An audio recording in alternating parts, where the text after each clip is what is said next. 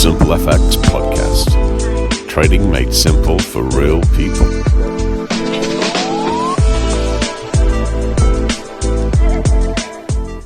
So, Richard, welcome. Our very first episode of the podcast. I'm very excited to have a chat with you this evening. Is there anything you wanted just to say to introduce what the podcast's about and welcome our viewers? Welcome everyone. We're going to try something a little bit different going forward.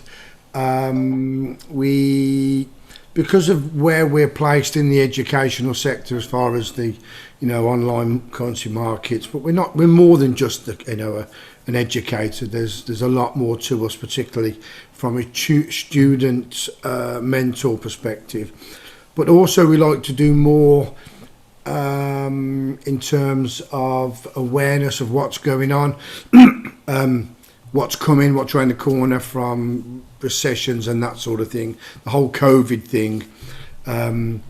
But also by doing these things, you get a clearer or a better picture of who we are, or who the company is, the people involved in the company, myself, where I've come from, the good, the bad, the ugly. And what we want to do is we work in a very shark-infested waters, if you like, and it's got a bad reputation, our game has. So what we want to try and do is to show you that not everyone swimming in the sea is a shark. Okay, so lots to get through this evening.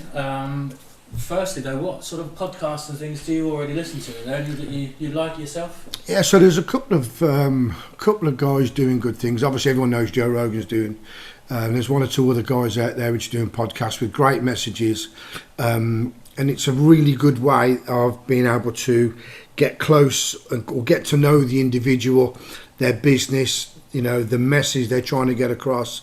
No one likes to read much these days. Everyone likes the video side of things. So we thought we'd give it a go and try it like this. Yeah, and we talked the other day as well about this being a little bit easier in terms of medium to communicate directly with the people that might be interested in hearing what we've got to say. Yeah, definitely, for sure. There's only so much you can put in a social media post. We're all scrollers by nature. We don't really have time to read things, so we thought a little bit of a podcast might be a nice way of getting that message across. So, yep. Nothing ventured, nothing gained. Absolutely. So one of the questions I had for you was not just from a podcast point of view, but who inspires you? Who makes you want to be better? Who makes who do you look up to? Who's in your... Fucking big question. Go right in. Who inspires me? From a personal perspective or business perspective? I guess both. From a personal perspective first. A personal perspective, I've got to say, my family are my inspiration. Everything I do is for them. It's all about them. My children, my grandchildren, my wife, sisters, nieces. I'm not as close to them as I wish I was. One of my nieces is a massive inspiration for me. She's in a wheelchair. She's done amazingly well under the circumstances. She's a real inspiration. In fact, the other two are as well.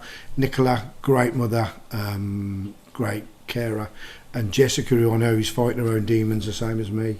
She's doing really well at the moment. So yeah, family is inspiration. And more from a business point of view, who do you look up to, and do you see yourself with peers or peerless? I know you're quite a confident person. Would you say? Nah, listen, we all have to bow our heads at some point. I've got some people which I do go to. I wouldn't necessarily say they're an inspiration, but certainly people that I respect and I respect anyone in business, to be honest with you.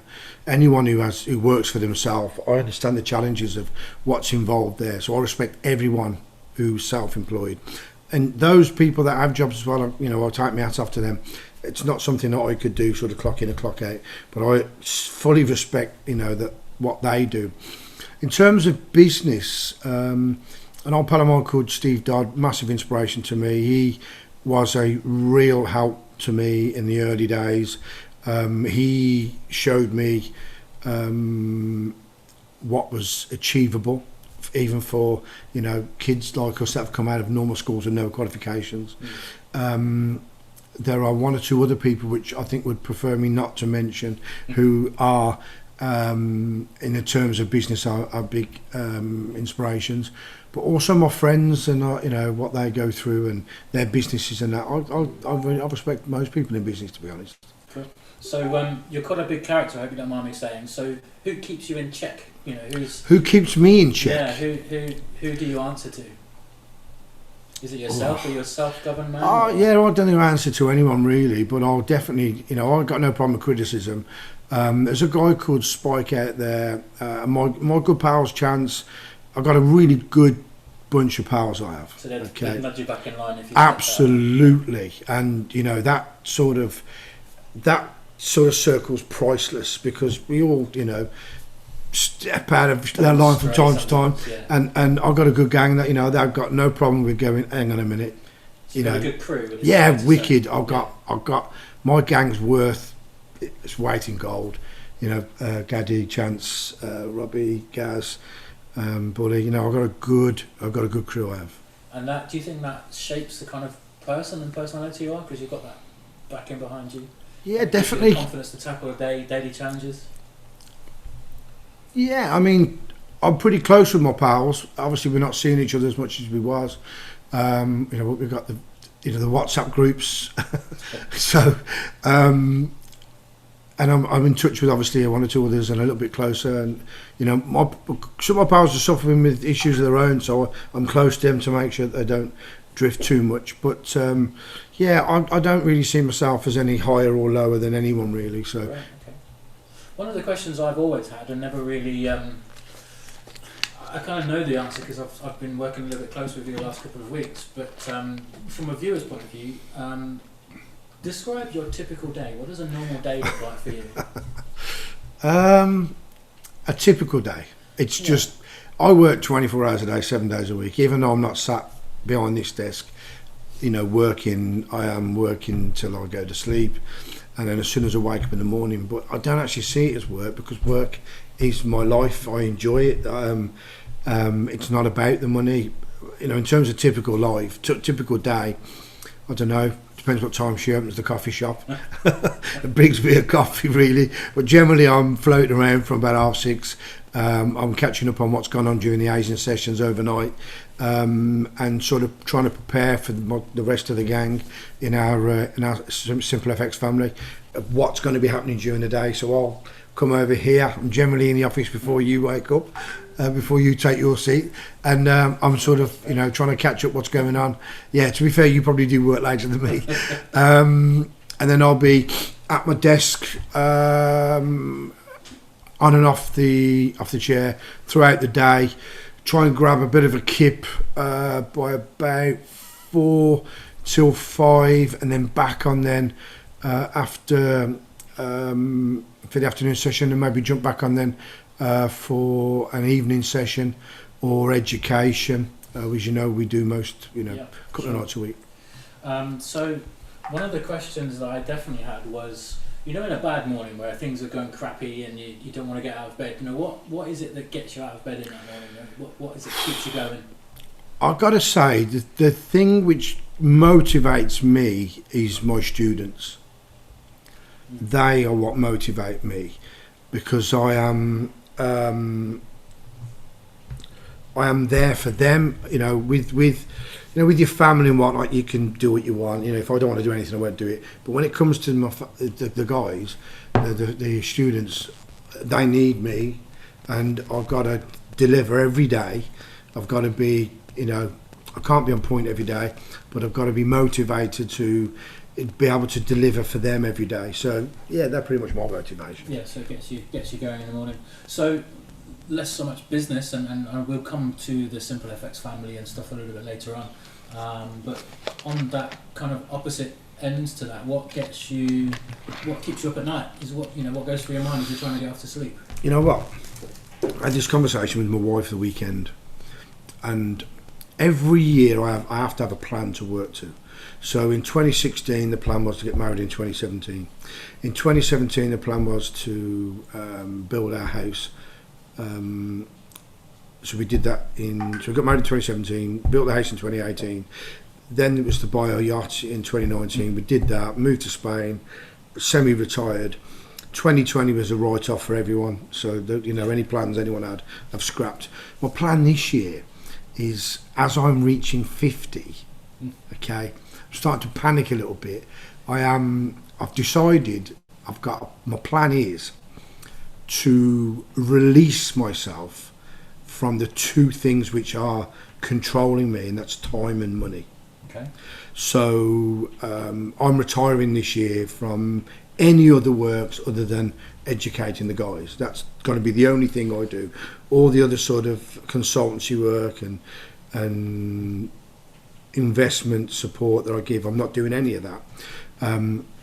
We are getting, I've got to clear my decks from the bit of debt that I've got. We want to continue adding to our portfolio of property, get that set up so all the kids can own that, so there's no issues there. And I don't want to wear a watch anymore, because time is flying back so fast that, because I'm controlled by a watch all the time, it's starting to really creep up. I mean, it's like a constraint almost. Yeah, and we're gonna, once things relax a little bit, we're gonna do a little bit more travelling and whatnot, have a bit of fun.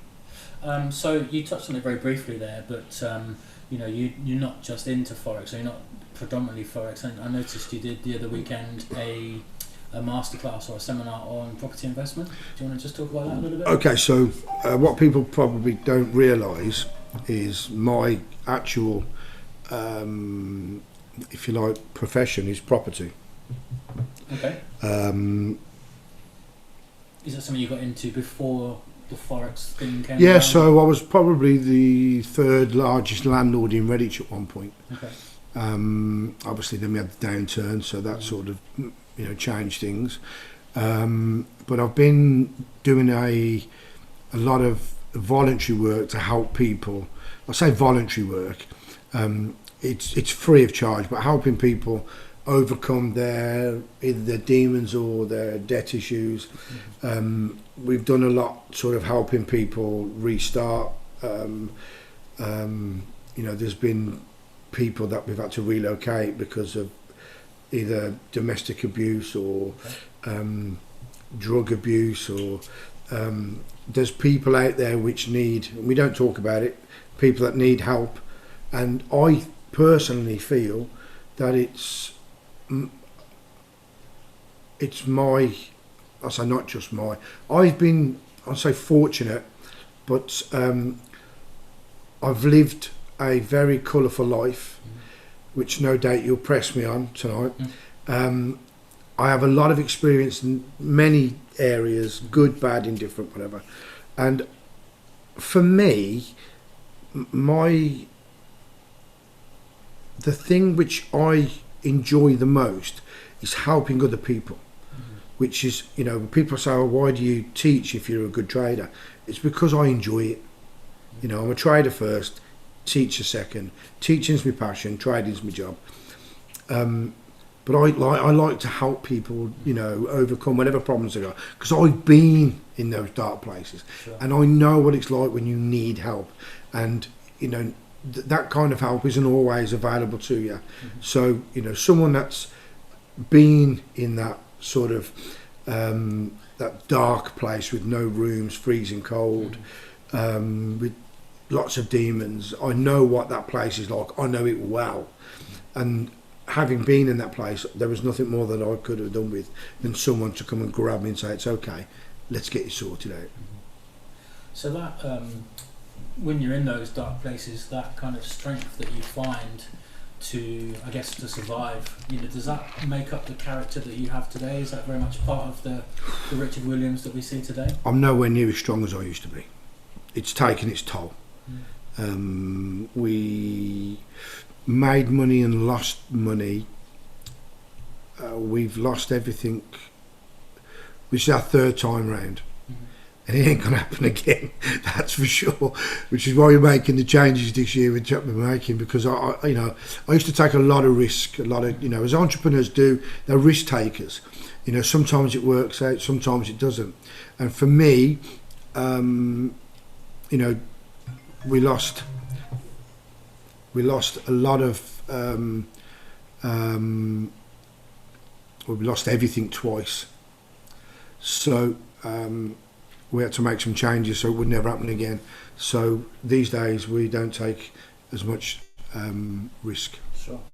Would you say your risk comes from a place of experience and rewards in the past that makes you kind of hungry to do that again? Yeah, listen, to take, you got to speculate to accumulate. It's he who dares wins, and I have taken big risks in the past, and they have paid off very well. Mm-hmm. But it's ironic that learning to trade has made me very risk averse, because I teach the people, I say, listen, don't take big risks. Eventually you get burnt. And Jesus, how true is that? Very much so. And I think that discipline is something that is something you learn, isn't it? It's not something that you're not necessarily born with. It's lessons. It's once you've been burnt, it's the painful lessons that you remember the most.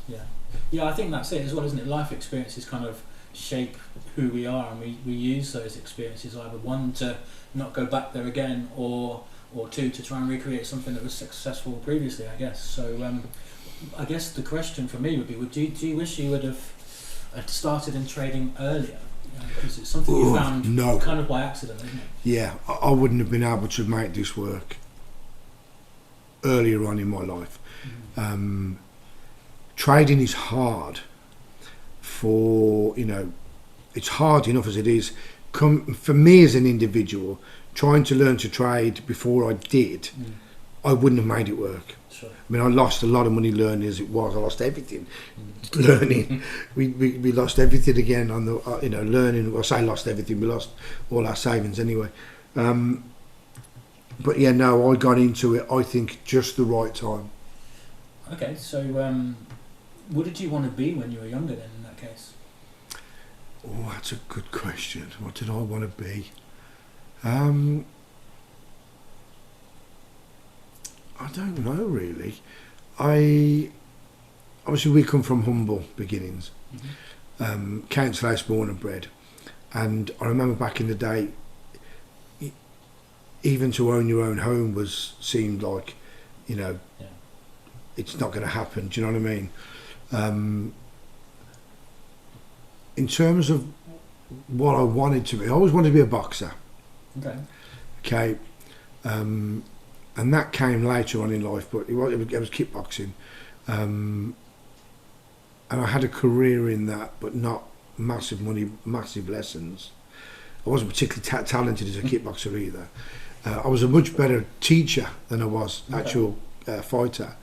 So that coaching instinct was there as a young... Pretty much whatever I've done, I've turned into a bit of a coaching or a teaching role. Like a mentor or something, some description. Yeah. In terms of what did I want to be when I was a kid, you know what? I can't remember at this stage, to be honest. Just alive, I think. Survive, yeah. What was your first job then? You left school at 12, is that right? Yeah, so I stopped going to school about 11, 12. Yeah. Once I was a bit too big for my mum to get out of... My mum couldn't get me out of bed then. I was like, nah, I ain't going. But I always had my earners. Okay. We went through a real change in life. Okay. So we was... before my parents split up, we had two very different lives. Life with my dad was full of love. He was a volatile individual. My dad was actually an alcoholic, and every day was interesting, should I say. My dad was crackers, but he was great fun, providing he was in a good mood. Sure. I had a really good upbringing, even though we never had a lot. My two sisters, my mum, they loved me, and I never wanted for anything really, and I wouldn't change a single thing. Good. What's your fondest memory growing up?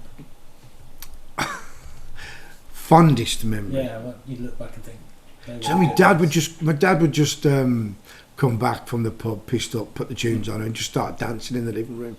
And my mum was, my sisters were, used to dance all over the country, and I used to get dragged around, and I'd be the kid sort of hiding underneath in the social clubs, hiding under the tables, and all I could hear was cha-cha-cha and all the, I think back, I know all the moves, and I wasn't actually a bad dancer myself, to be honest. But yeah, they were great memories. They were. Oh, good. So a slightly deeper question then. So if you could change anything about your upbringing, what would you change? I can't talk about that. Okay. Not yet. Okay. What about in your life in general? Is there anything you'd change in that? There's quite a few things I'd change, but I can't talk about on it. Employing me for a start. I don't know about that. Would be a place to change, yeah. So, do you know what? Regret is an interesting thing. I think, of course, there's things in life everyone wishes they'd either not done or done differently. I don't think I have many regrets. The one thing that keeps me awake at night now is some of the bad things I did during my less. I had a black soul for a long time, and I did things which I am not proud of, and I regret. Domestic abuse is one of them.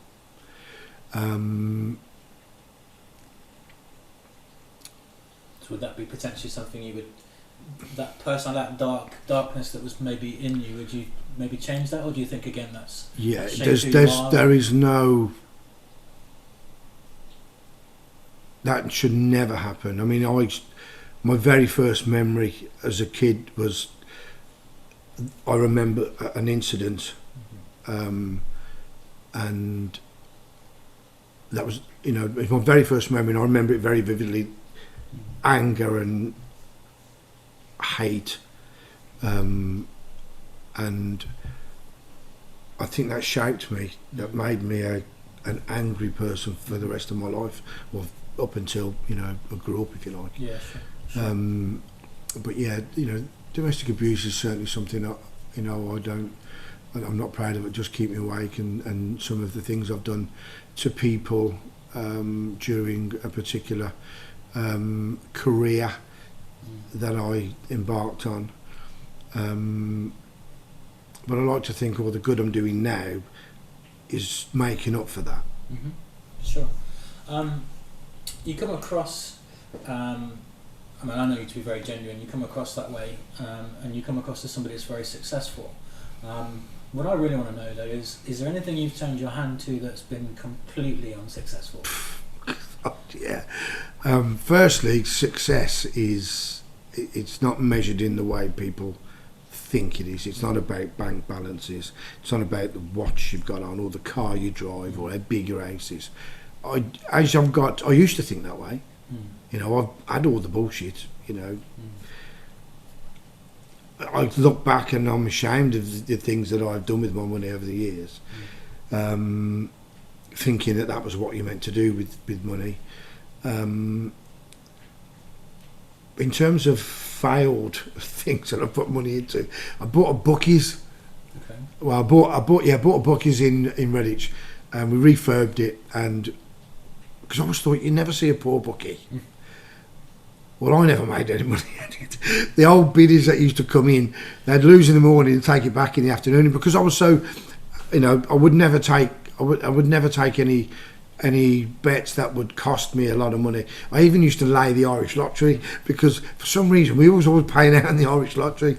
So it seemed like a good idea to have a bookies at the time. But load of nonsense that is. Sure. So what are your earliest successes from business? I know we've talked a little bit in the past about some of the things you've done, security, etc. What was your kind of first business success? What was your breakthrough? Breakthrough or first business success? Are they different things, yeah, would you there's say? two, yeah. So the first business success, if you like, was I had a car wash round. Okay. So my mum also worked at this stationery company in Studley, and she used to, before word processors and computers came out, there was something called chart pack and letter set. They were like transfers. Yeah, remember that? Yeah. So she used to get me loads and loads of samples of these, and I'd sell them at school for 10p. Okay. Right. So I had big pockets full of 10 pences. And that was pretty much why I only used to go to school to collect my money. I also had a car wash round the corner from where we lived in Beaufort Street, and there was a small parade of shops. There was a tailor's, there was a newsagent's, a greengrocer's, I forget what the other one was, and there was a couple opposite. One was a barber shop, a fish and tackle shop, and I would wash their cars. Remember, the hand car wash? I was doing that when I was 12 years of age. Okay. 50p a car. Okay. And I was smashing it. We was Beaufort Street. There was a queue of cars. So you didn't go hungry necessarily. No. Listen, I was earning 25 quid a week. Yeah. And that was a lot of money. Plus, me 10p sheets. Yeah. I was smashing it. I had Farah trousers, pun shoes. I was the don. It was good. So that was my first real experience of self-employment. You always had good taste then. I don't know about good taste. There's a few things I can disagree with. But yeah, so that was my first experience of money. It's 8 o'clock. Up until that point, we'd had nothing. I said my mum and dad split up, and then my mum remarried, and remarried a guy who lived a different life, I'll say. And we had different things. And whilst there were some things missing from living with your own father, when living with someone else, I gained in other areas. I certainly picked up or learnt from my stepfather some things which have stood me in good stead. The one thing my dad gave me above anything else was confidence. My dad was a very confident guy, and he was a former para and boxer, angry. He was an angry geezer, but he was also a gentleman as well, a gentle fella, and extremely funny, good fun. But in terms of business success, the first business So your breakthrough, what was your my breakthrough was the foot and mouth. Okay. So when the foot and mouth come out, we had a little security company, me and my brother-in-law. It was called Power Security. Okay. It all started off, I worked for a company called West Midlands Security. Actually, probably the kickboxing was my first real breakthrough. Okay. Kickboxing, yeah. I made my first, serious chunk of money from the security. Okay. Yeah. But breakthrough was, it was the best job I ever had, the kickboxing, teaching the kickboxing, and it was great fun. Right. I really enjoyed, developing the kids into characters. Generally, they were always bullied kids, and I was bullied all my life, so I knew what they were going through, and it was the best satisfaction in the world to see a kid develop into, a good kid, a confident kid, much better than money in the pocket. That was for me. We're gonna move on to other subjects in a little while. We'll keep on the personal stuff just for a moment, if that's okay. But we will come later to something that's quite close to yourself from recent experiences, COVID. Obviously, we'll talk a little bit more about that later on. But before we move on, there's a few more questions I've got in terms of slightly more personal stuff. So. You mentioned sort of dark days, blackness, and you've been quite open about mental health and things like that before. So my question about that is, as a sufferer myself in the past, I'm much better these days, but you develop coping mechanisms. So kind of what? Okay, so I'm dyslexic. Mm-hmm. Okay, so I can't compartmentalize things. I can't say it at the minute. So I will deal with things slightly different. I am a bit of a catastrophizer. I can overreact in certain situations. I've got a frighteningly quick bad temper. But I'm much better these days than I've been. In terms of from the next sort of chapter, it's difficult to sort of imagine what is coming because of what's going on with COVID and whatnot. For me, though, my goals are just to I'm trying to get my health back. Mm-hmm. I've sacrificed my health for wealth. And reaching almost 50, I've realised that, you know, I've burnt the candle at both ends. Sure. You know, me and my friends have not been good to ourselves over the years. So, you know, I am completely... Your body tends to remember those things as well, doesn't it? It's not quite as forgiving as you get older. No, I'm not in the best of health, but hopefully the issues that I've got are, you know, can be changed. Mm-hmm. So fingers crossed. There's no long standing. And you recently got a thumbs up from the eye specialist. So that's Yeah, gotta be so quite... brain scan. Yeah. So my bleed hasn't got any worse since 2014. Very nice. So, but I've still Must got. give you some comfort, just to know it's Yeah, not I was getting any worse. amazed when they told me that, because I've been going every year, obviously, since 2014. It goes. Sometimes it gets worse. Sometimes it sort of pulls back. But where we are at the moment, it's exactly where it was in 2014. Okay. So. Great news. So you touched a little bit earlier, and I'm going to kind of pull this a little bit back towards trading again now, just because it's kind of, I guess, the reason that we're here. But there's quite a strong message there. But one of the things I wanted to talk to you about was the Simple FX family. So you said you're close to your own family, but you've built something quite special. And it's something I underestimated at the beginning as well. But having been part of it for the last several months, it's quite a special thing you built there. I know a lot of them are listening this evening. Yeah. What does that mean to you? I mean, you've created Everything. something amazing. Yeah, it is everything, because they're not just students; they're friends. And when we lose one, it's painful. We lost one this week. He messaged me, I just can't make it work, and I felt a bit of pain. I don't like it when people give up. I never set out for it to be as successful on that side of things as it has turned out to be, and it is. Unless you're a part of it, you wouldn't understand of it. But it's so special. Every single person I feel like I know, like I know my children, because I have, if you like, almost like a relationship with every single one of them. Because and I'm a fucking, I'll shout and scream at them, and sometimes I give me a bollocking. Becky give me a bollocking the other week, and I needed it, because I'm not perfect. I'm far from bloody perfect, and every now and again, we talked about my gang will kick me in the arse, and the gang will as well, the guys will, because they have my respect, where I will listen to them, because it's not about me, it's about them. I'm part of them as much as they're part of me.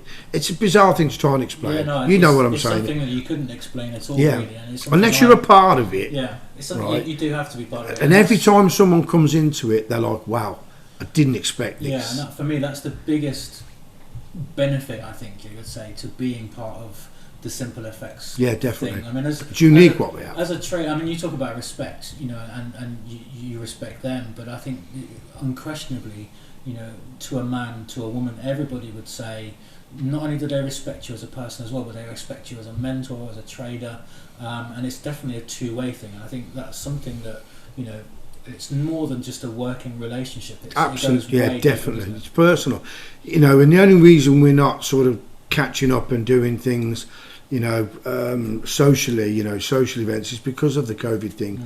Not that we did loads, but we always met every Christmas, and we would have, obviously, once a month we have the mod ones, and a lot of them would come and join, have the crack, we'd have a drink afterwards and whatnot. Curry nights. But we won't talk about the curry nights too much, because the last one was a disaster. One of the students kept giving me whiskey and shots, and when my back was turned, I was filling my curry up with neat whiskey, and I got absolutely, like never before, slaughtered, and so did Helen. She passed out in the toilet, and it was a bad night. But I'm not going to mention Jeff's name. I'm not going to mention anyone in particular. He's hiding on the camera. Yeah, he wants to hide. Can't wait for him to get him back over from Ireland. So a few quick fire things about our family, our community. So before I do, I think it's quite accepted that a lot of Forex kind of educators have their Telegram groups, they have their anonymous, they have their crew, they have and they try and support people, but there's nothing out there that's quite like what we do for all of that's for one students. way. They just taught that there's no. I am massive on my students coming back with stuff, and they'll tell you I don't like it when it's one word answers or they don't reply. I get offended at that, and that, there's a bit of tension some mornings. You've seen it. I'll fucking throw a wobbler, and I'll kick a few people in the arse. That's only to get the best. But they're there to learn, not to lurk, and that's the reason for it. And it's not nice being ignored first thing in the morning. No, I think I think you're better when you get going in the morning. That's for sure. Yeah. From personal experience. So a bit of entertainment then with our family, and apologies anybody if you get offended. It's not intended.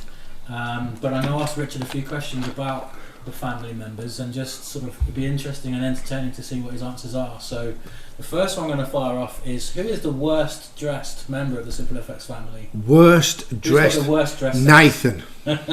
Nathan Colbert by a mile. Who is the most likely to help you out if you're in the shit? Jeff or Gunny, I think.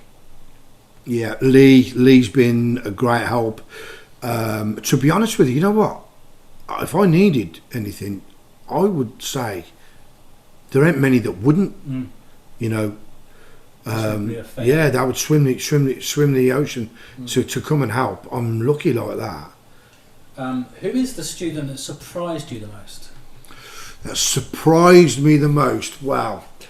I think a kid called Daniel Hartley, who is in his own right a successful kid.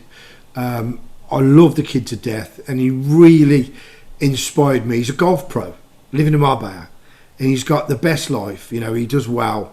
We call him Spice Boy. He's wicked.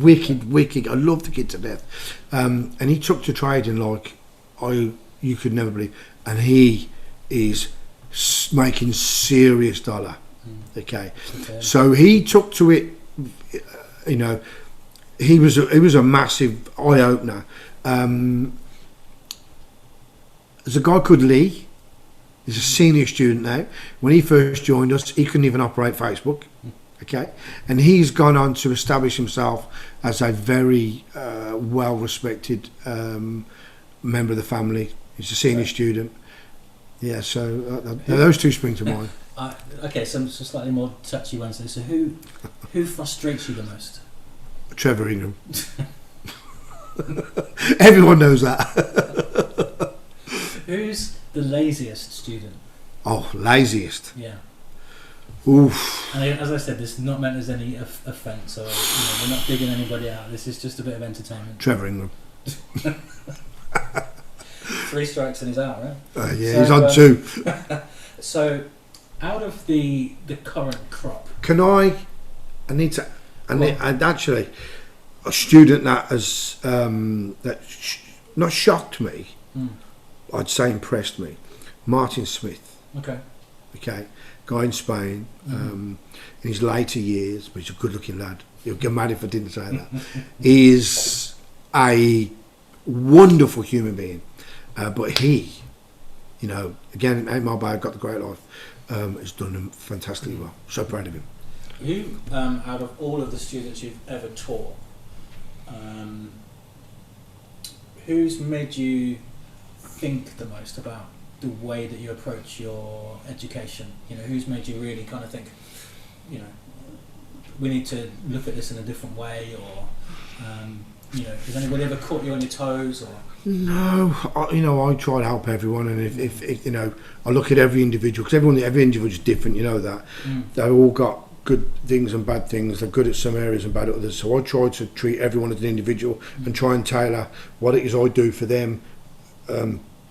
Support them in areas where they need more support, and leave off the areas where I think they've got it made. I'm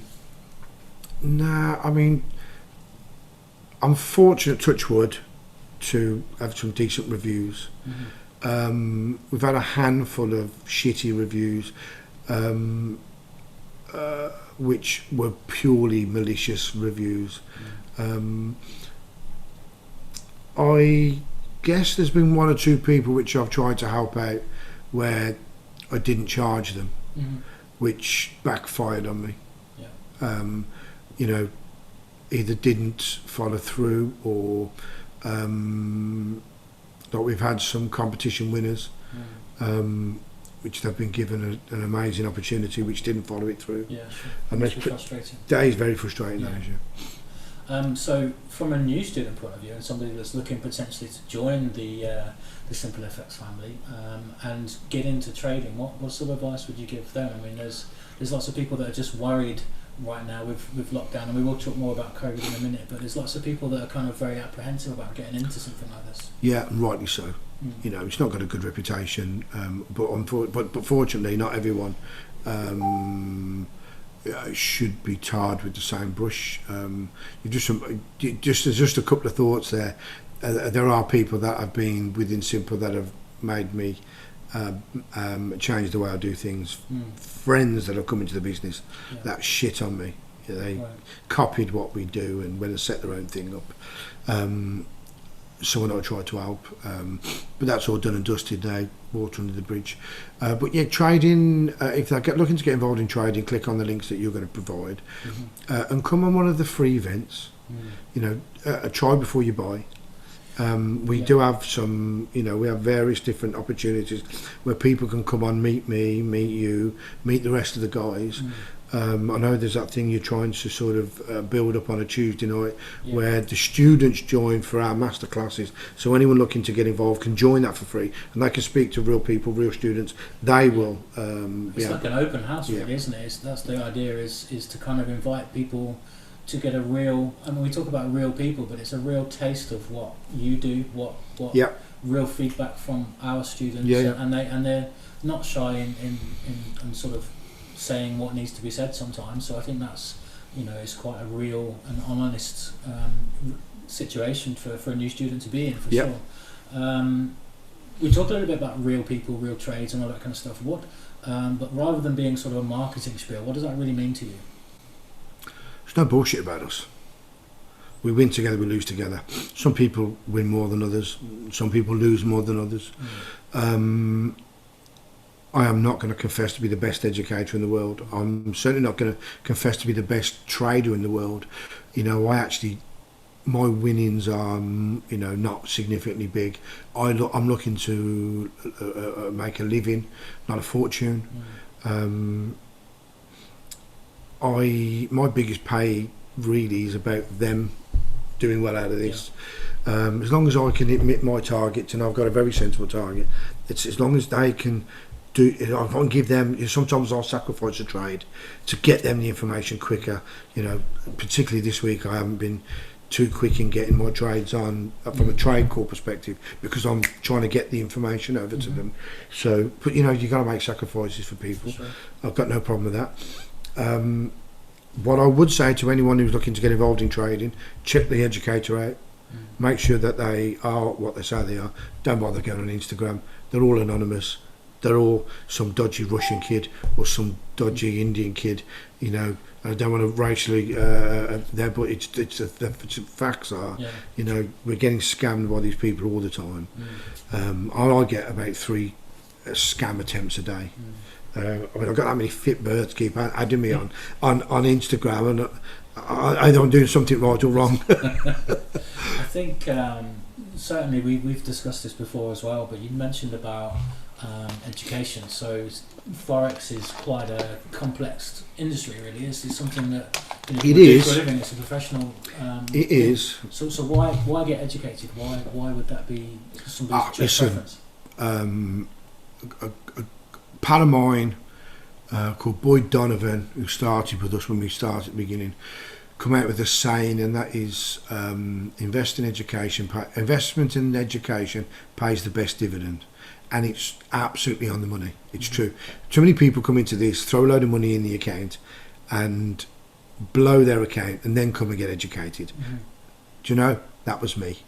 I lost 200 grand before I accepted that I didn't know what the fuck I was doing. Sure, and they're quite painful and quite expensive lessons to learn. Yeah, but I've got no regrets. I say I've got no regrets. Of course, I didn't want to lose everything, but you know, the fact that amount of money kept me involved, because if it had been a smaller amount of money, 10, 20, 30, 40 grand, I probably would have walked away, because it just did send me to the point of desperation. Yeah. 4 years later, when I lost 50 grand, that I had a breakdown after that. That absolutely destroyed my confidence, and that's what I've learned over the years. It's not all about the money; it's about retaining sanity and confidence. And this is what we teach this on the workshops. Yeah. Your confidence is the most vulnerable thing in trading, and that's why we trade together. Because if you trade on your own, it's a lonely world, and you won't make it work. I think my dyslexia was what helped me make it work, because you asked some of the... I worked out some of the weirdest strategies in order to be able to win money that only someone with a fucked up dyslexic mind would be able to, Just the way you think. Yeah, because, the way I was having to sort of manage things was, I laugh at some of the things I did, but it got me where I was, You've called this simple effects. Now, what I dropped a massive bollock there. What I'm conscious of, though, is that there's a massive difference, even though it's a subtle one, between easy and simple. So, Simple FX, I didn't actually choose the name. Okay. A guy called John, who was a student, came on my... I did all my friends were knocking the door saying, "What's this you're doing? How'd you do it?" And they'd come in, they'd spend a couple of hours, and I'd show them, like, "Oh, this is brilliant," and then the word spread, and more people contacted me. "Oh, my mate said you taught him this, da-da-da." So I then said, "You know what? Why don't you get a room and get everyone in and just show them what you do?" And that's what we did. We got the projectors up, got the screens up, and we did this. And a guy called John came on. John Whitehead, his name is. Big shout out to John, because I would never have done it without him. He came and he said, "You know what? I love what you do. What you did was fantastic. It's brilliant." And he actually, put forward a business proposal, which, we started. He designed got the logo designed. He named it. Although the name turned out to be a massive rick, because there's another company called Simple Effects in America with Platform that's scamming everyone. It's a broker, isn't it? Yeah, it's a broker, and in hindsight, we probably should have looked a bit closer. Yeah, I think one thing that I can certainly relate to is when you see a Facebook ad, or we're quite proactive in that sense. People will then Google Simple Effects, and obviously up pops this other thing, and obviously they're looking for a bit of confidence, a little bit of security, and they see scam this, scam that. It's a bit of an unfortunate situation, and we're obviously working to correct that. But I guess the message is that we talk about honesty, safety, things like that, and that's kind of part of our core brand, really. Do you want to talk a little bit about that to the people that are listening in, potentially, that are looking into getting into Forex with Simple FX? Well, the only thing I can, I don't genuinely want to make this a sales thing. Sure. You can click on the links. We've got some events coming up. If you're interested, reach out to us. We'll point in the right direction, whether you come with us or whether you go with someone else. So the security side of things, why do you think there's so many people scamming? Is it just it's just the online world? Is it just an opportunity? It's the online world, people selling the dream, and people are just vulnerable and are gullible. Do you think it's because it's a financial product, and people would associate it with wealth, for example? They do. I made the mistake as well. I was a little bit flash on my cars, my watches. I bought a fucking yacht, and what I quickly realised is that's not my market. My market isn't people that are interested in yachts and bollocks like that.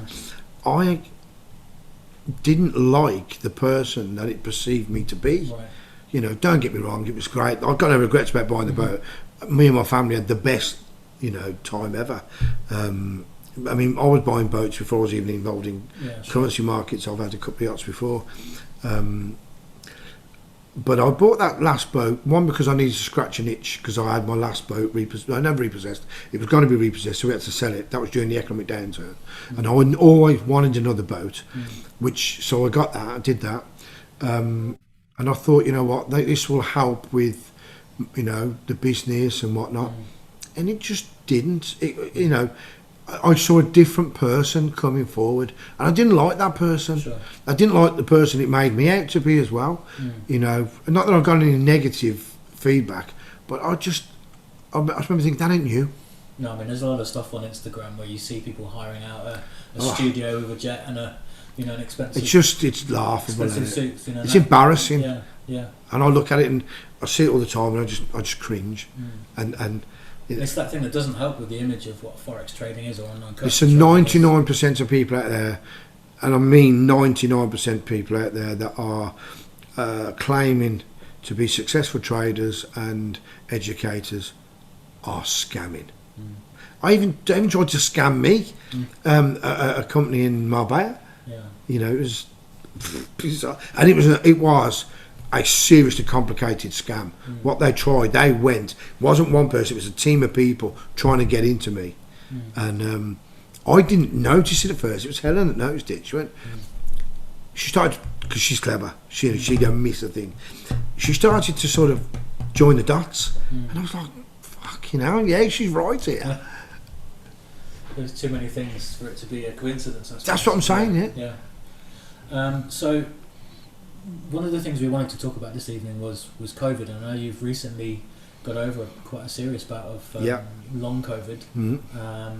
But let's go back to the beginning. So it's November time. We're just hearing news of this virus in China, as Trump would say. What were your thoughts back then? I got coronavirus the first time last. I think it was Boxing Day last year, because the lads that came round to mine for Boxing Day, the single lads from Hello Cooked to my dinner, we all went ill. You're talking 2019, right? Yeah. Beginning of the term. Yeah. I'd driven to Marbella on a lads gumball rally, and I put a post up. I was mentioning that I feel like I've had a cold, and it just won't go. And I put this post up. Anyone else had a strange cold that won't fuck off, and you know, you make you feel this. It had 55,000 shares. I couldn't believe it. And then I realised there's something going on here, because every morning I was getting waking up to lots of messages from people all over the world. Your message requests. Yeah. There'd be 50, 100 messages in there from people around the world. Oh yeah, I've had that, and it got to the point where I got bored of answering people, and I remember thinking, it's something strange, Alex. And then obviously it started to sort of come out, and I never really took it that seriously. I'll hold my hands up. I didn't self-isolate. I had the best summer ever, to be honest with you. Because we couldn't travel, we couldn't go back home to much of Spain. We were locked down here. Yeah. But I had a great summer. Spent some fantastic time with my closest people, which has made us review what we do in life now. Of course, yeah. And then December the 9th, I started feeling well again. I actually thought I got it from my youngest grandchild, little Lola, because she'd been going to and from nursery and she always had like a bit of a cold, something else. I just thought I got her cold, but it then clearly turned out to be something much more worse. Yeah. So I don't know where I got that from. Poor Lolly, I'll be blaming her for all that. But it clearly picked it up from someone else. And to this day I still don't know who I got it from. Because I wasn't seeing that many people, I wasn't, I didn't really go out, but I got it, seeing my circle. But anyway, 26 days on my back. Yeah, it wiped you out. Whoa. I'd never been away from my students and my work for so long. I mean, there was 9 days where I didn't look at my phone. Yeah. And anyone who knows me knows he's got to be ill if he's not looking at his phone. But I think about 9 days, I think. Yeah. What did you think when we first heard of this virus that was in China? Didn't believe it, thought it was bollocks, didn't believe it. Being close to real news, not mainstream news, being close to the markets and what's really going. As you know what, my news is not mainstream. It's fully paid for, it's unbiased, and it's accurate. So the news I was getting, which is generally economic, around economies, always follow the money, you get the truth. Yeah. That's how I know, or I think I know. I put out a post recently saying that I think things are going to start to relax around about March, April, May. I put a post up saying, this, that and the other. It's looking like it's going to be the case. Yeah. But the reason why I thought that is because I've been tracking the World Economic Forum for that week and listening to the likes of, Mario Draghi, Christine Lagarde, Bailey, Roger, all the big institutions, the central bank governors, presidents, chairwomen, and whatnot, because they were talking about next quarter projections and the quarter after that. Well, in order for them to meet them projections, they've got to start to unlock the countries, and that's what's happening. I mean, most people that check their phones are starting to get some promotion stuff come from hotels or holidays or cruises, whatever. Things are slowly starting to come to some kind of hope of an open light. At what stage did the coronavirus kind of start impacting on the markets? Because obviously it hit the press first, the mainstream media. At what stage did it hit the markets? I don't know, to be honest with you. Obviously, so oil crashed. Oil crashed first. I mean, it went to zero, the value. That was the day when the whole world's economy crashed. When that happened, that was when I took note, because I'd never seen this before. The safe haven currencies were flying. The dollar was motoring. The euro and the pound crashing. Once the lockdown started to happen, of course, people can't go to work and people can't open their businesses. Just then sent markets crashing. And there's obviously some businesses that have really kind of constructions, very well. Absolutely. It's bizarre, takeaways, Teslas and Amazons of the world. We've all seen what's happening there. For example, Zoom, they went from 200,000 users to 200 million users in 9 days. So if you have any stocks in Zoom, you've done well. But yeah. I mean, a lot of the education that we've had to deliver over the lockdown period has been over by Zoom, and obviously it's something we've become quite accustomed to using now, isn't it? Yeah, and the education I've been providing to a point I was learning as well. I'd never seen a market like we had in 2020. It was the worst on my record. I had a trade open and one day I was losing best part of 200 grand. That was by my own mistake, admittedly. But what we saw was a rally in markets that we hadn't seen before, and that's why I got caught out. And that's why I didn't go to bed for 2 weeks. I was having to, I couldn't do anything for 2 weeks. I had to trade for 2 weeks non-stop. So the markets seem to be behaving a little bit more. I wouldn't use the word normally, but they seem to be a little. There's bit more. some normality coming back. Trump's gone. The elections are over. Brexit's done and dusted. We've just got the two small little things of a global pandemic and a recession on the horizon, which, in all honesty, if you speak to any of my students, they just seem like a walk in the park compared to where we've been. The recession, we won't really see that kick in. It's almost like a ripple effect, isn't it? 9 months. What's been happening? 9 months. Yeah. It'll be 9 months' time. Things, but I think we're better placed for that now. We've been through a global recession or depression. Once the bounce back loans are called in, everyone's going to get laid off, and then we're going to start to see some hard times. But I don't think it'll be anywhere near as bad as it was in 2000 and 2007, because the banks will just print more money. The governments will just give out free money again, and they'll just buy the way out.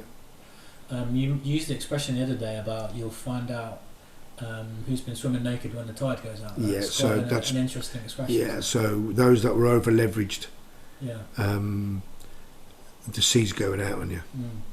And we'll find out, I guess. So, but don't forget, during recessions brings opportunities as well. Absolutely, and I think trading is the best. Well, what I was going to say is that trading forex markets from the comfort of your own home whilst on lockdown, and this isn't anything sales or marketing based, but it's a fact. There really isn't a better time to learn a new skill right now. It's a fact. And I'm not just saying this. There's no one else's job I'd prefer than my own. Heading into that. So you know, and yeah, but let's not make it about this. But if people want to know more about that, Yeah. you know, join us next Tuesday for his 4X for you. Join the masterclasses, and obviously make sure you're following our social media. You know, on our website there are links to our LinkedIn. There are links to the YouTube. There's some great content up on the YouTube channel. It's well worth following all the different streams and subscribing and making sure you get the newsletters and all of the information that comes out to you. So going back to the COVID side of things, what do you think is the biggest thing as a world? You know, what's the biggest lesson out of it? Okay, I've got to be careful how I say this. My pal said something to me the other week, and I thought, you know what? I've got friends on all sort of, you know, I've got this line of friends, right? It's funny because I've got that many to the right and that many to the left. I like to think I'm in the middle, okay? And they're like extremes in different directions. One's having none of it, you know, and the other one's absolutely, wow, you know, this is pure corruption. I'm in the middle. My views are this. Spike said to me, he said, the governments will never let a good crisis go to waste. Okay, and it's true. And I believe that governments are, if you like, utilising the virus to their own benefit. The biggest question is, well, if it's corrupt, how come the whole world's doing it?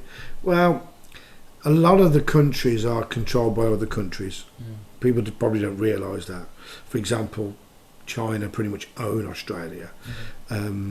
America, a lot of the smaller nations are in massive debt to America. You know, and the EU, well, say no more.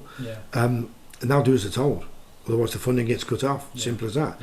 Look at the COVID relief bill for the EU.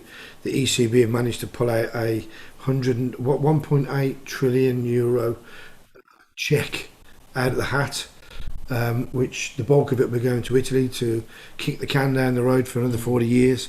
I suspect probably about another 380 billion of that will go to Spain, so they can be nasty to the British for a couple of years to teach them a lesson for daring to leave the EU. But that's another subject. So what's my view? There is a virus. That's a fact. It's not a seasonal flu. There are many variations which, depending on you as an individual, of how it affects you. I got text today. There's people that my pal Luke told me his mate's only 36, fit as a fiddle. Fit as a fiddle. Lungs are collapsing, kidneys are collapsing, on a life support. Wow, you know, and you've got me, not the slimmest of fellas, you know. Why should knock this shit out of me? Unfortunately, I didn't lose any weight while I was on my back.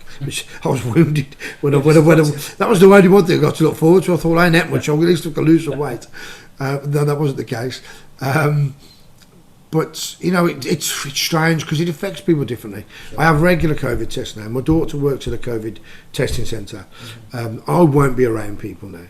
You know, I simply just will not. I have to tell my sons sometimes. You know, I know you're working with people. Just, you know, I'm not going to mess about no more. And I've agreed with my bubble to stay in a bubble, and we all respect the bubble. If you want to be in my life, you've got to respect the bubble, because I can't afford to be on my back for another 26 days. You know, from not just from personal health perspective, but my business, my students. Not to mention I can't trade. So most definitely, I believe, but I can see why people don't believe, because the way the government flip-flop and you know, manipulate the reality, the truths, I can understand. So what's your views on the way that the lockdown's been handled, the tier system? Oh, it's just they've got it wrong. I feel for the bloke. I mean, I voted for him, but I do feel for the bloke. He's made some epic mistakes, but look what he's inherited. Look what he's had to take on. I mean, this is worse than wartime to a degree. I mean, you know, he could never have imagined having to deal with this, but he has screwed up. and what he should have done was those that were at risk should have been shielded. I'm still on the fence about whether children should be at school, because kids carry it, and of course they're bringing it home.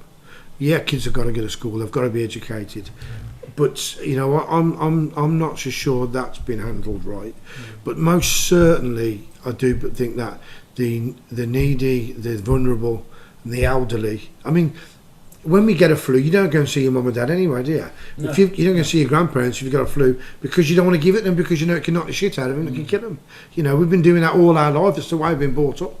So what we've got to do is, you know, common sense has got to prevail. It should have locked down at the first time where it was clear that people with underlying health issues are at risk. Boom.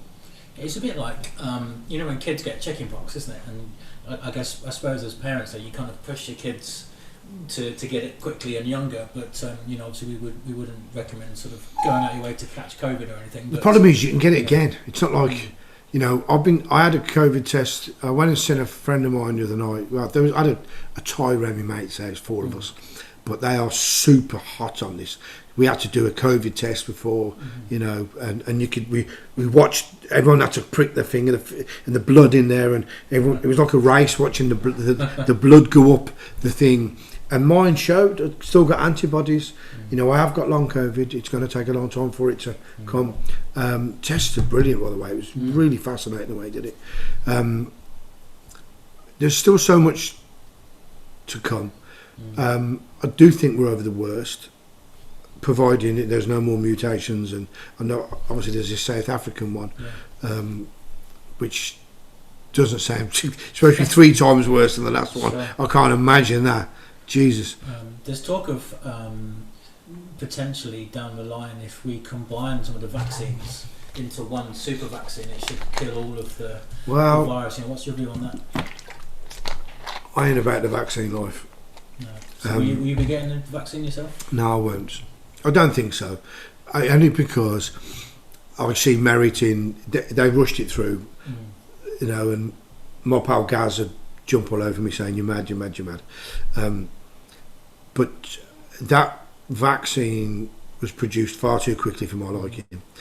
And remember, you know, history has told us that they've got it wrong. And we've seen serious deformities in pregnancies through, you know, these errors that have been made in the past. Not about to have any more kids, that's for sure. But although my mum and my stepfather have already had theirs, my in-laws are due to have theirs. But no, I'm going to sit on the fence. And if I have to get COVID again, I'd rather get COVID again than go with something which I know what COVID has in store for me. I know what I have to do when I've got it. This vaccine, and you know, people kind of hate me for saying this, but that's just my opinion. I'd rather just sit and wait for a little bit and see what comes, because they get it wrong. And the problem is they get that wrong, and you're one of the unlucky ones. Yeah, for sure. That's not only. It's not really reversible, is it? No, it's a life sentence. That one is. I mean, do you think we'll be living? Obviously, that you talk about that being something you potentially have to live with. What does life look like? I mean, do you think COVID is something we'll all get used to living with for the future? COVID is flu. It's the, you know, everyone, we've been living with colds and flus. It's the new one, and it's it's clearly deadly. Although, you know, again, over the numbers, you know, it's strange how certain illnesses have gone quiet. If we know more about it, we might well be better prepared in the future to you know, if there was a new strain, for example, or it came back again, you'd like to think that we've learned something. The thing is, influenza mutate all the time. 2015, we had an immense loss of life. Okay, it gets stronger. You know, and people think because they're getting older that they're getting it worse. There's some merit in that. I think this is, and I don't subscribe to the whole Bill Gates is trying to kill everyone off and all that bollocks, because that's just nutty. Okay, why would that guy want to do that? New Order and all that, and I'm going to get some stick from this. I'm going to get, my phone's going to blow up, and my pal Mickey, Spike, they're going to kick my ass over for saying that. I don't believe in that New Order, kill off half the population. If that was the case, why would he be doing so much to save people's lives initially? And I know he's buying up land and all that. I don't know about that. It's just less people to buy his products, really, isn't it? So he's doing himself. I was going to say there's that, yeah. So, what does life look like after COVID, do you think?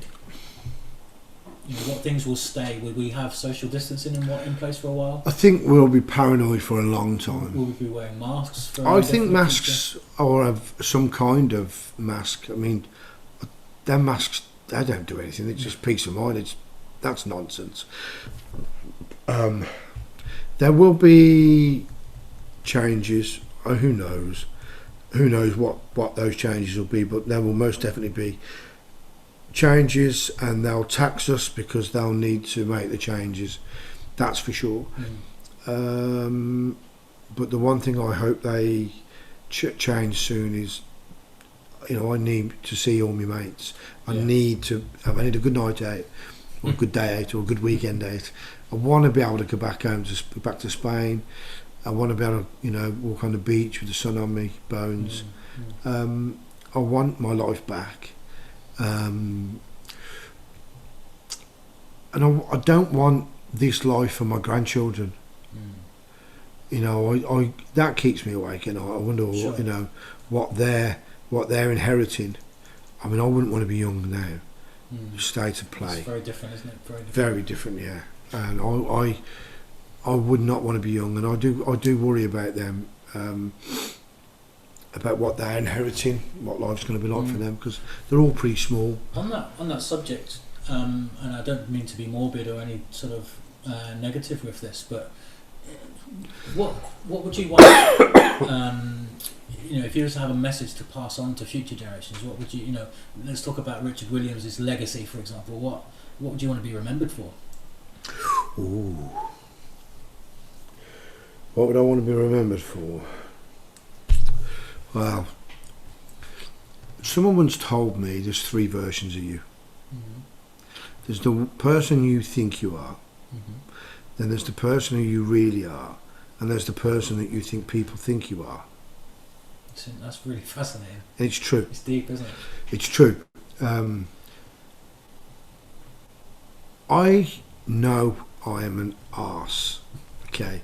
I know I am bad-tempered, short-tempered, moody, messy. What about some of the bad traits, though? But I am. In a way there. I think I'm generous to a T. I think I would like to be remembered for being true to my word, generous and caring, and fun. Well, it's not a bad legacy to leave behind, is it? Yeah, but I'm not sure I'll get all of them. You know what? The only thing that matters to me is my grandchildren look at me like, oh, well, he was good. He was good. Granddad was good fun. Because that, let me tell you, it's all that matters to me. What's the difference between being a father and being a granddad? Oh, God. Being a grandfather is so much better. I mean, my children are my everything. But I love my grandchildren more than I love my kids. I mean, I'm joking when I say that. But I'm a much better grandfather than I was father. Okay? I wasn't a great dad. I'm much better now, or when I grew up. Or particularly when I met Helen, I changed as a person. She changed me. And I was, whilst I'm still a bit selfish, I started to get slowly better. And my boys came to live with me when they were 9 and 10, I think, and they've been with me ever since, until they pissed off, and that broke my heart. But yeah, the difference between being a father and grandfather, oh God, you can. The grandkids listen to me. that's the most obvious one. And you can send them off when they're finished as well. My Lewis and Curtis, they're alpha males. Okay, we clash. Okay, and they're shit houses. Right, we clash all the time, but because it's like looking at myself, and I'll tell you a story. I went with Kurt once to buy an Audi, right? I mean, I'm a pretty straight talking person. I've got no patience, and I'm a no nonsense person, and that's a bad trait to have. We went to buy this Audi. This geezer was doing everything he can to sort of get the deal across the line. Kurt wanted the car there and then. I swear, we was in this little room with this fella, and Kurt had him squirming. He was horrible to him, and I really felt for the guy. And I mean, to the point where Kurt was going to smash him all over the place. He hadn't been entirely honest with Kurt, if I'm honest, because he'd sort of led him to believe he could take the car away today, and we were miles up north, and he really didn't like the idea of having to come back up, which I thought he got. But it weren't going to happen. The car weren't coming with us tonight. And I remember thinking, that's how I used to make people feel because I was like that, when I'm on one, I'd punish people, and Kurt was punishing this kid. And Lewis is very similar, and Courtney's the same. You don't want to go on the wrong side of Courtney, and she stands up to me. She's very aggressive, but she's fabulous. And Georgia is she's an interesting character as well. She's got very much of a mother in her, but boy, she's got my temper. Quite a dangerous mix, you would say. Yeah, I mean, unfortunately she got more of a mum in her than but she's got my confidence and my temper. All the kids have got my confidence really, which I couldn't wish for anything better. If you said, well, what do you want your kids to have, it'd be confidence. Do you recognise some of your traits as a father in yourself, in your boys as well? Say that again. When you think of Lewis and Kurt and you see them as dads, for example, do you see a reflection of you in that as well? So Lewis is only really just starting to get on his feet. Yeah. He is very much history's repeated itself where Lewis is concerned. He's made the mistakes I made. So he hasn't necessarily been there for his children, but now he's getting on his feet. His things are starting to change. Curtis is a doting father. He's a much better dad than I was, and we're seeing him with his kids. There is no better feeling than that. Courtney has done so well because she fell pregnant as soon as she'd pretty much given birth to Kian, so she's got two lads quite close together, very close together, and they are hard work. Kian's a diamond, but Carter's the devil. So she's really got her hands full. I look at her, I think, you know what, you've done well, mate. You've done well, baby. Would you say you had? I think you had kids reasonably young. Very young. Yeah, I was 18 with Lewis. Would you say they changed you? Or was it only later on that change came? You want the truth? Go on. I never got that feeling when they was coming out. That feeling where people start crying and that. Yeah. I never had that feeling. I was watching the clock. I want to go back to the club. And that's the truth. I was so selfish. I never got that, what people get having kids. A little bit different with Georgia because I was a lot older with Georgia. Yeah. Georgia's only 18, whereas Kurt and Lewin, Lewis is 30. He was 30 in lockdown. Yeah. I think I matured when I had children. I think as a dad, I changed as a person. Did not change. No, I never. I was still a selfish prick. I was a shit. I'm crap with babies, to be honest. Right. You speak to any of my daughter-in-laws or my daughters. I'm no good with the little ones. They're too brittle for me. I like them when you can have a little roll around with them and throw them around a bit. And I like to have all the grandkids at the same time, Helen, because I tend to fuck off to bed when I've had enough, and I leave her. It's hard work. 7 of them. I like having. We've done a lot of camping last year. We got my mate's missus has got these big bell tents, and I was hiring them off her, and we was cooking bacon and egg in a hole in the field and that, because you couldn't go camping. That's why I bought that Defender, because I'm buying these canoes and we're going to do all adventures and whatnot. Although the kids don't think buying them pen knives just yet is a great idea. Not while they're in lockdown anyway. Not while they're 3 years old. So what was it like? So you've got all the grandkids, you've got the tents in the garden, you got a good crack going on, but I imagine they stayed up quite late, did they? Yeah, and they sleepwalk and talk in their sleep, and it was frightening when the light went off, and all of a sudden the Carter started screaming. Kean gets up and starts running round the tent, and he's still asleep. That was terrifying, and Helen wouldn't let us in.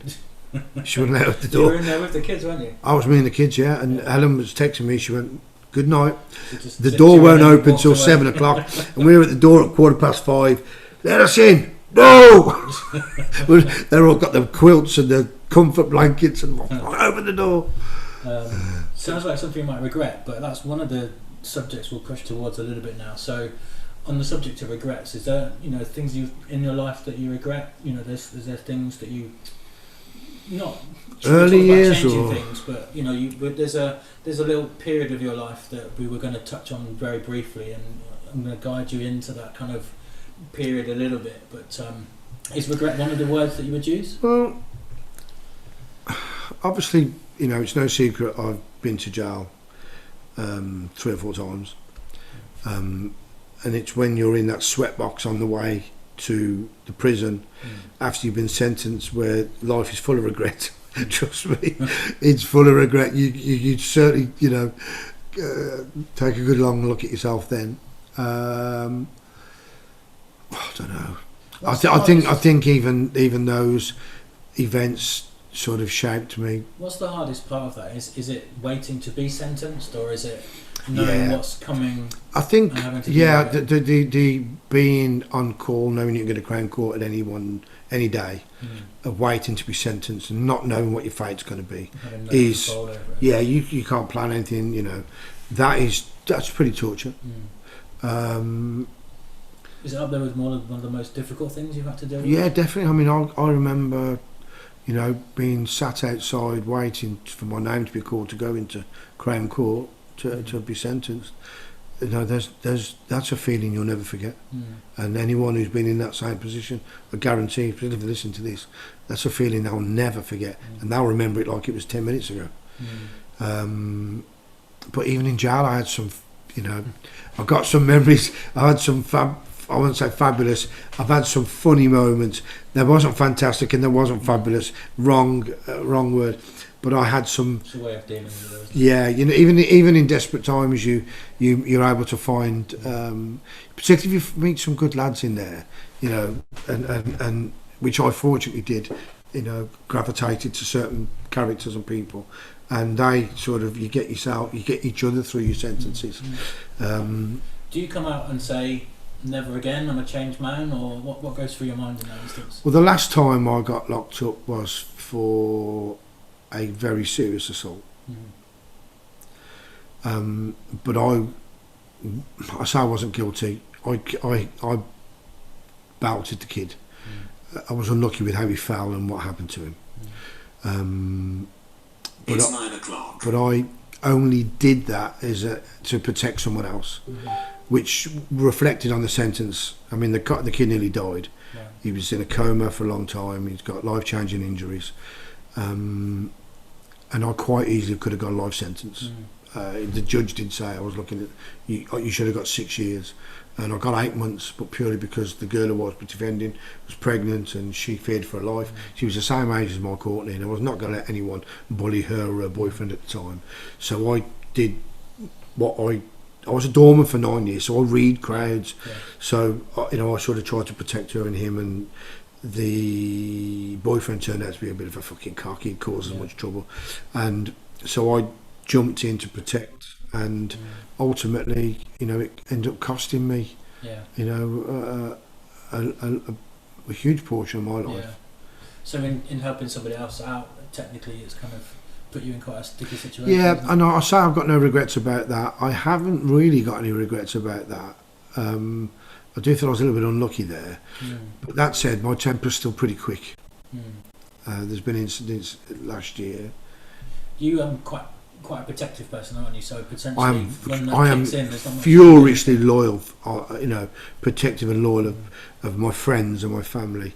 I've got a good bunch of pals, and I know they would put their liberty on the line for me in an instant, as I would for them. And of course, you would do anything for your family at a minute's notice, as, you know, without thinking twice. Sure.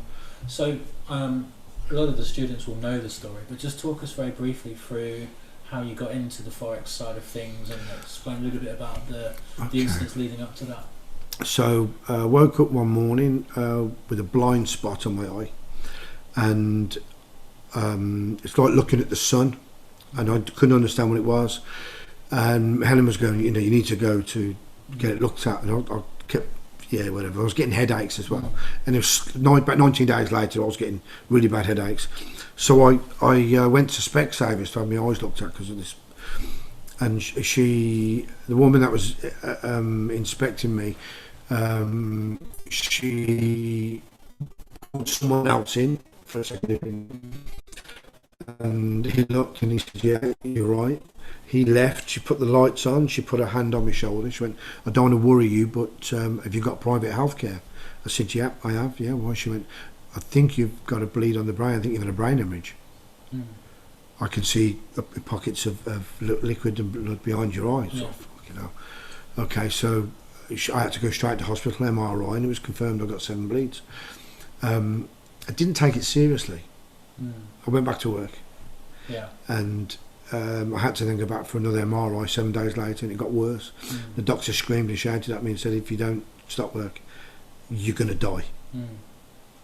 Was that quite a moment? Yeah, he slapped his hand on the table. That scared me, that did. So I came home, and that's when I told the kids and all the kids. It's funny because I wasn't talking to 2 of my kids at the time.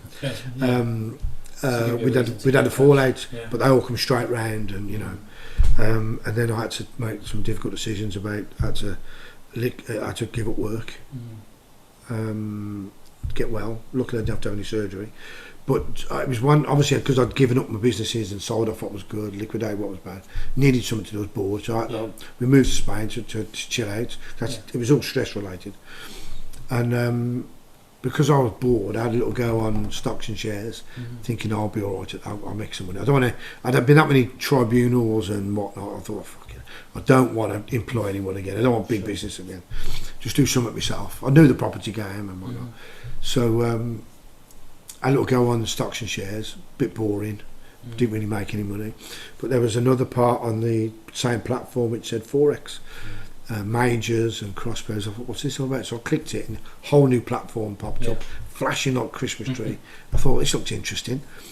Pressed a button. Don't know what I was doing. I saw my P&L fly up by 1,700 quid. About 5 seconds, so I closed it, and I'd won 1,700 quid.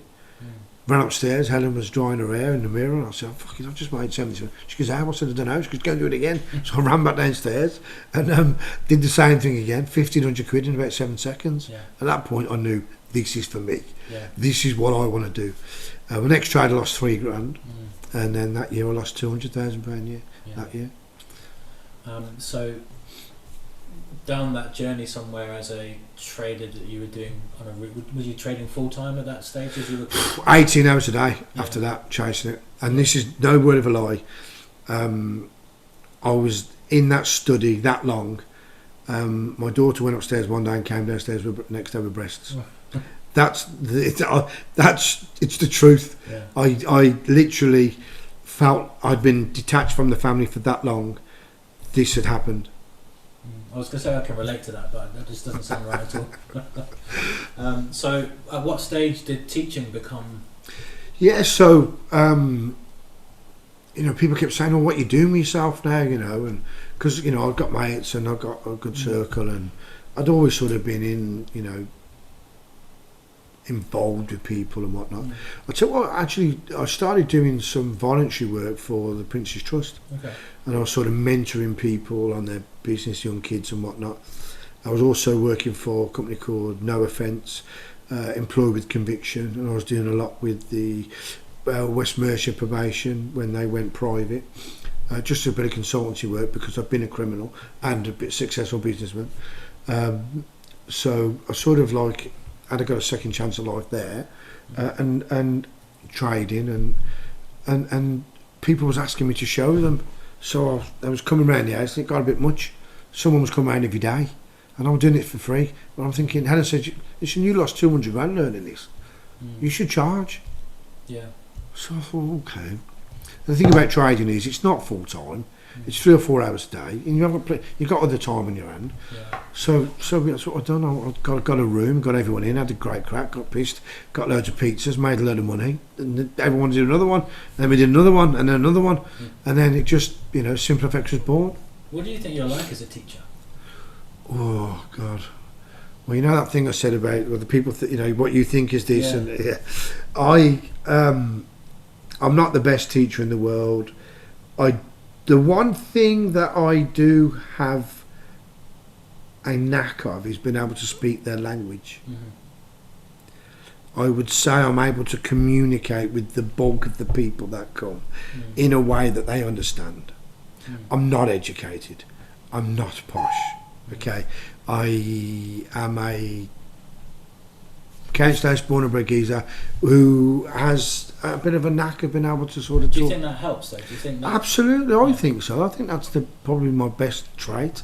Because when people think of millionaire, successful businessmen, they don't think of somebody who's so approachable and real and honest. I hate that word. Yeah. I detest that word. It doesn't define you though, does it? I fucking hate that word. Yeah.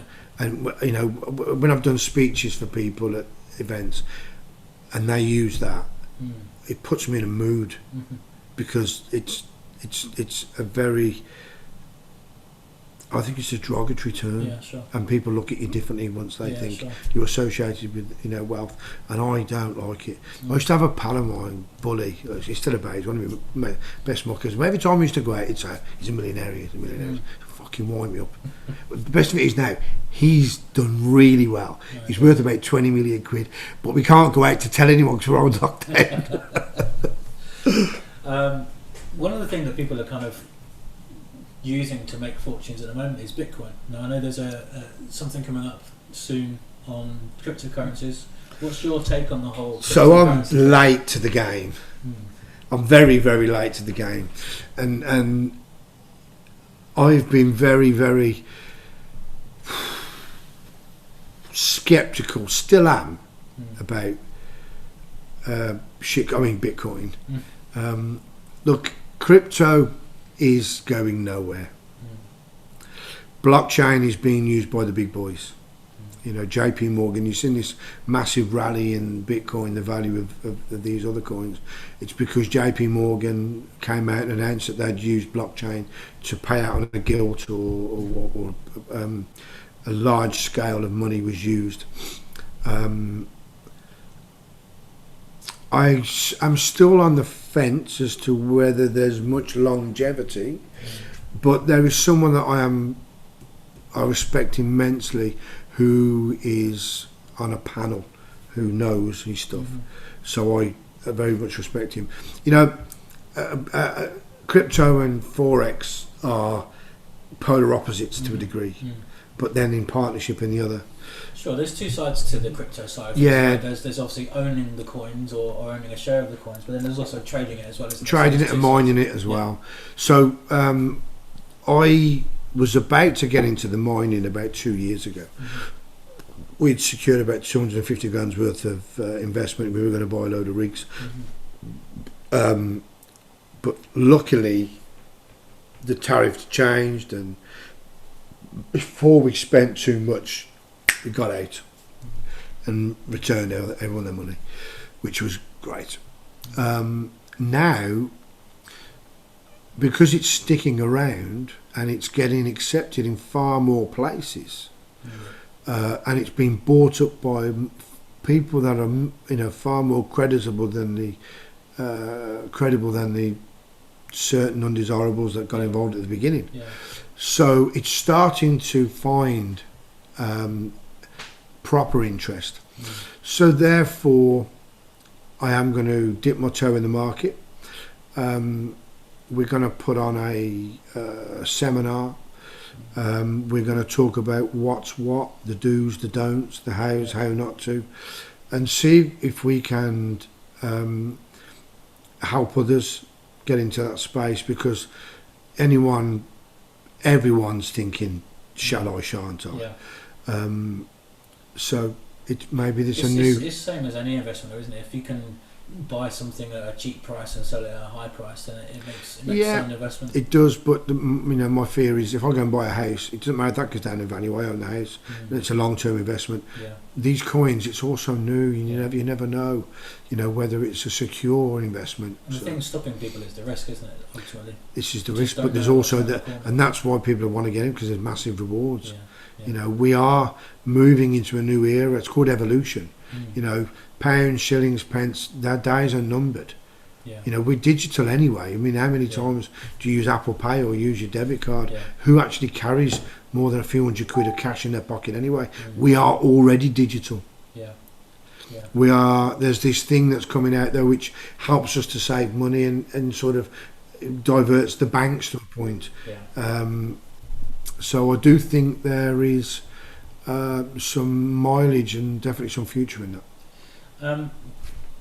Talking of things that are booming at the moment, so Tesla's quite a key thing at the moment. What's, and obviously during this time, Elon Musk has obviously become the richest man in the world. But it won't last. His vision is to colonise Mars. What's your take on all that? Yeah, well, it's only a matter of time, isn't it? I mean, you've got to throw a load of trees up on there, and eventually you get oxygen, and it's a big place.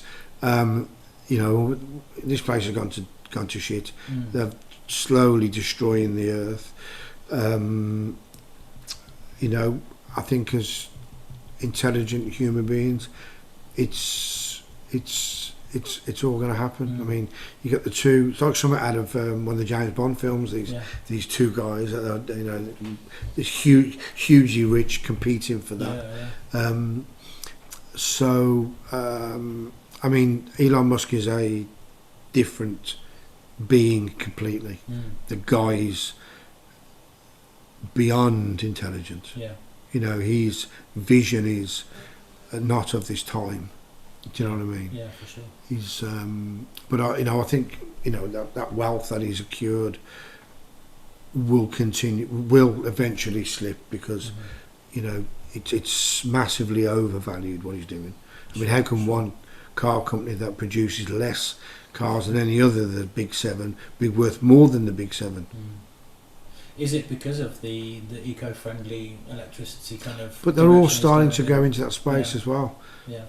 All the big players are going into the electric space as well. Yeah, and that will change massively over the next Of few years course. as well, won't it? He's going to get massive competition. They're talking about batteries that can charge in an hour and things like that. So that's all technology that's going to be coming down the line for sure. Yeah. So, for the benefit of people that are still with us, I'm conscious that we've been doing this for a little while. What So many people still on Facebook, is there?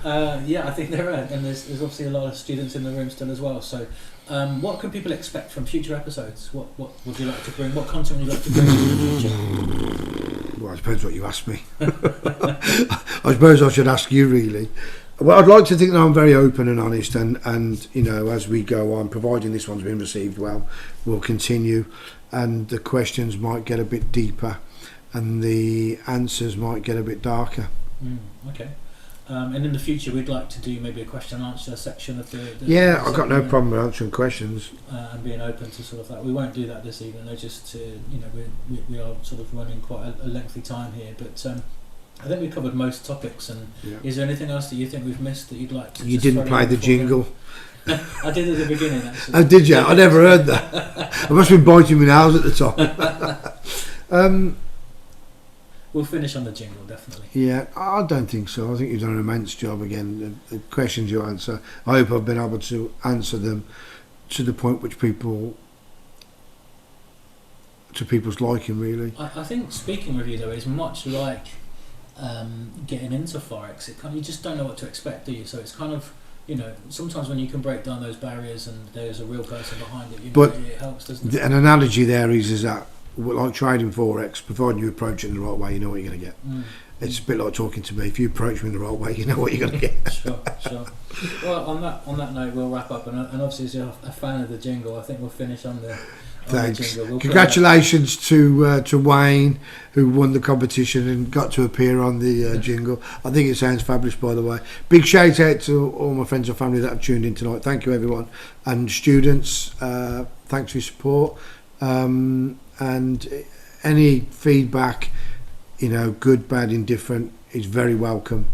And thanks again. And Craig, well done. What I would say as well is, if there's anybody out there that has any suggestions on what we can cover in the future as well, or what you'd like to see in future episodes, we'd quite happily take that on advisement as well. We won't cover everything all the time, but certainly the future segments will be quite short and maybe keep them to about an hour. But certainly for our first episode, this has been a great. If you want to know more, keep the 20th of February free. For sure, and obviously the links are all in the live video here. Just follow the links through. You can get in touch with us from there. So are we doing these weekly or monthly? Or? Well, I mean, I'd quite like the idea of doing something once a week potentially, but it just needs to fit around.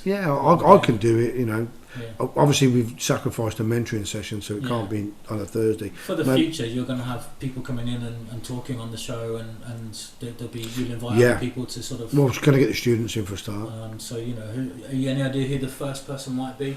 Well, we was talking about Nathan, because he's been with me probably one of the longest. He's the worst dressed, and he's definitely the worst dressed. Yeah, but he's been with me for a long time, other than Mo, but Mo's ill.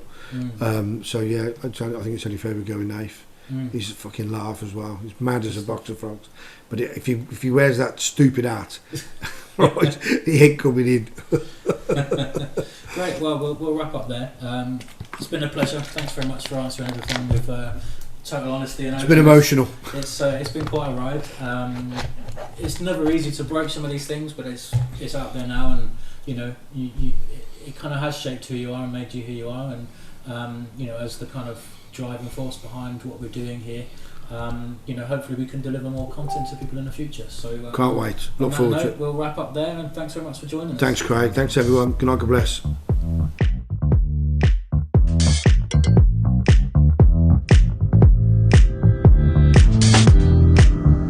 Wait a minute. Hear this. Welcome to the Simple FX Podcast. Trading made simple for real people.